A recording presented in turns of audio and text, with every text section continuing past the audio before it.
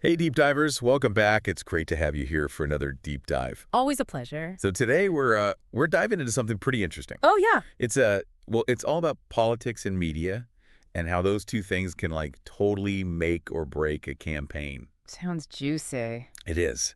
And it's all about perception, right? Mm. Like how things are seen by the public. Yeah. And we've got this perfect example. It involves Vice President Kamala Harris and some comments from a Trump advisor. And wouldn't you know it, The View. The View. All right, you've got my attention. Okay, so just imagine this, right? The election is getting super intense. Harris is the Democratic nominee, and literally every single person is watching her like a hawk. High stakes. Super high stakes. And then Jason Miller, who's a Trump advisor, he just like drops this bombshell. What did he say? He claims that Harris doing this interview on The View could actually like seriously hurt her campaign. Wow, daytime TV turning into a political battleground. Right. Like, who would have thought? So what happened on The View? So, Sunny Hostin, she asks Harris this question about, if she became president, would she do anything differently than Biden? That's a tough one. And Harris's first response, she says, "There's not a thing that comes to mind. I've been part of most of the decisions that have had impact." Oh, boy. And Miller, he just jumps all over this. He says it makes Harris look weak, like she can't separate herself from the current administration. Ouch. Yeah, and he even goes further and suggests that there might be all this, like, chaos within her campaign. Whoa, really? He actually said, I don't know what's going on in Harris' world. I don't know if it's the Obama people fighting with the Biden people, fighting with the Harris people, fighting with the labor Brits that they imported in.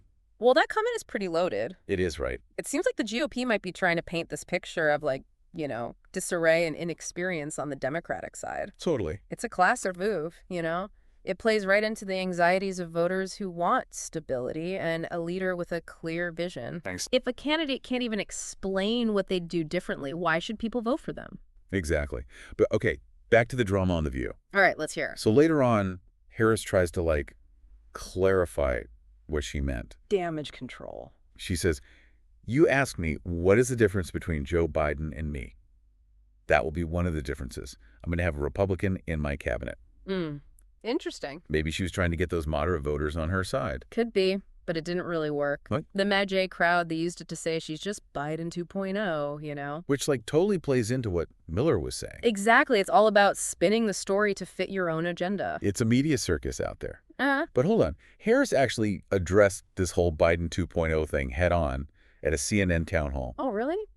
She said, and this is a direct quote, "My administration will not be a continuation of the Biden administration.